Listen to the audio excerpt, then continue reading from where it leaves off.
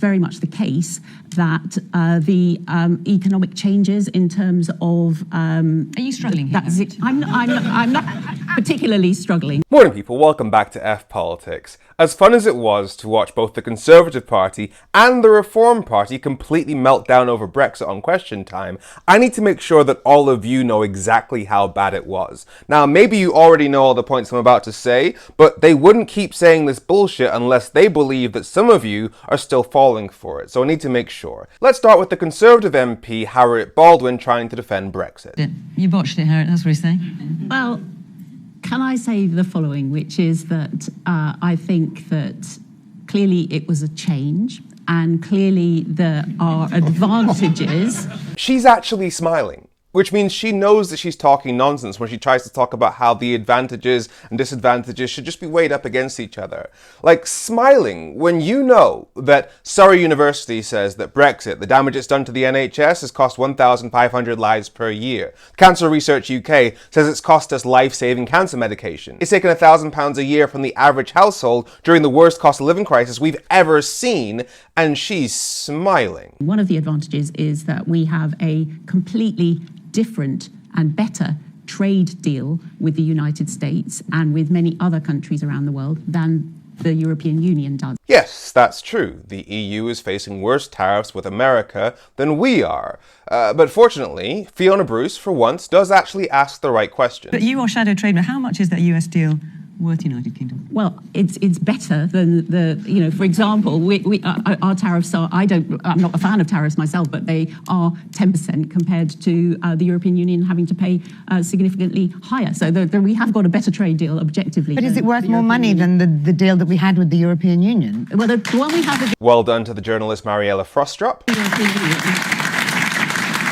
The one we have with the European Union is zero tariff and zero quota. So it's much better than the one we have with the US. But interesting. So you're acknowledging that even in post-Brexit Britain, we still have closer trade ties with the EU, which is literally like 12 miles away, versus America, which is an entire ocean away. That's probably why we do about 47% of our trade with the EU and only 17% of our trade with America. And why, while not being in the EU means that we're not facing the same severe tariffs that Trump is putting on the EU, saving us about a couple of decimal points on our GDP, the loss in trade with the EU because of Brexit is costing us 4% of our economy. So what that Conservative is doing there is bragging about a slightly better trade deal with the US, which is only saving us maybe a tenth of what Brexit is costing us. But I need to be fair. I need to let her try and get her point out. But it's very much the case over the last 5 years that we've been scrutinising this on the Treasury Select Committee. It's very much the case that the economic changes in terms of... Are you struggling here?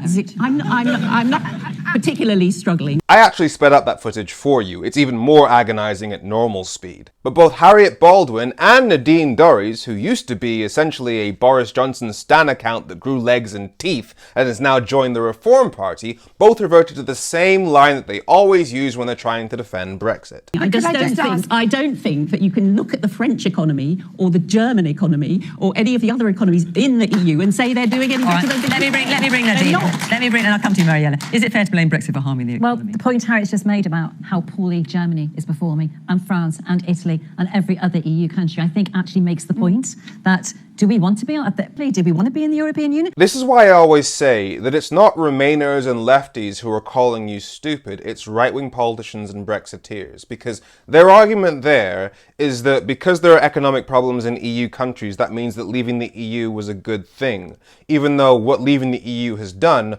was damaged our supply routes with our 30 closest neighbors. Like, even basic logic would tell you that even if the entirety of Europe was going through absolute economic turmoil, if they're still an essential part of our supply routes, then damaging our trade with them is always going to hurt us. Like, we get a third of our food from the EU and do half of our trade with the EU because they're our physically closest neighbors. So whether their economies go up or down, damaging our supply routes with the place where we do the main part of our trade is always going to harm us. And this is what it always comes down to with right-wingers. They expect that their followers hate foreigners more than they love Brits. That if they can point to foreigners suffering, like, oh, there's economic problems in the EU, etc., then that means that somehow Brits will simply forget that they have made you poorer. It's the political equivalent of jangling keys in front of a baby so that the baby doesn't notice that you've taken their cuddly toy away. They think you're stupid. But here's the bit that annoys me, because while there was pushback to the bullshit argument you're about to hear Nadine Dorries make, it wasn't the right pushback, because people are still going to leave that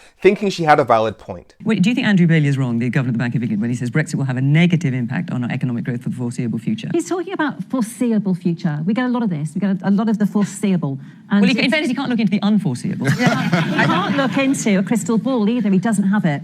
And they are historically... So he doesn't know what he's talking about. They are historically regularly wrong, as we know with inflation. It breaks my brain, because the only point, the only benefit to actually going through with Brexit is that now we don't have to rely on predictions. We don't have to say, oh, but this economist says that this will happen, because the stuff has already been happening. The British Chamber of Commerce says that 60% of UK exporters say that Brexit has made their business harder. The Small Business Federation has been screaming that Brexit has been crippling them with red tape for the past 5 years. The British Medical Association has said that Brexit has cost us 4,000 doctors. The London School of Economics, the Bank of England, the British Food and Drink Association all say that Brexit is one of the reasons that our food bills are so expensive. When it comes to farming, you know, the people that keep us from starving, 69% of British farmers say that Brexit has damaged their farms. Even the industries that were supposed to benefit from Brexit, like fishing, back in 2021 they said that Brexit was going to cost them £300 million by 2026, and as of now, even just in Scottish salmon alone, it's cost them £100 million. These are not predictions about the future, this is stuff that has happened now. Stuff that is the direct responsibility of the Conservatives and the Reform Party, because both of them backed Boris Johnson's Brexit deal, and this is what it has done. But Nadine, if you do want to talk about the future and how things might play out, it's funny that you say that we don't know what happens in the future, because I've already spoken to several politicians from your Reform Party, and this is what they said. We're getting poor for a variety of reasons, of which Brexit is one. You have to swallow your medicine to get better in the future. So this is maybe a 5-year, 10-year, 20-year plan. In fact, the Reform Party has been saying this since 2019. I remember debating Lucy Harris, who was a Brexit Party or Reform Party MEP, and at one point I had to get muted on the call because I was losing my shit. They wanted the sovereignty of their country back, and I think at any cost they want that. You said that Brexit at any cost. Please tell that to the people who are really struggling in this country, that you want Brexit at any cost. What is the worst possible cost that you will stomach? I think, honestly, short term, there will be an effect on the economy. Short term, yes. How long short term? I don't know, next 30 years. I think short term, there will be some effect of it. There will be some effect. 30 years? The price for democracy and the price for sovereignty is high. A lot of people have died for this. It's not as the economics of this sometimes isn't as important as the principle of it. Well, but people want to go about their lives and put food on the table and make a good future for their children. And I still believe they'll be able to do that. Yeah, but and it's not going to be as good for another 30 years, you're telling us. And that is so much more important than a few extra pounds here and there. I'm willing to lose it. I'm absolutely willing to lose it. They had to mute me because I was screaming 30-year downturn over and over again. But as you can see, it's pretty clear that the Reform Party is pretty committed to the idea that Brexit is going to make us poor for the next 2 or 3 decades. And all Nadine Dorries has to say in defense of that is, well, yeah, but after that foreseeable period, you never know what might happen. So please show this footage to anybody you know who's thinking of voting for the Reform Party and ask them if they are happy to be poorer for the next 30 years. I'm Femi. Make sure you follow F Politics so politics doesn't F you. Have a great week.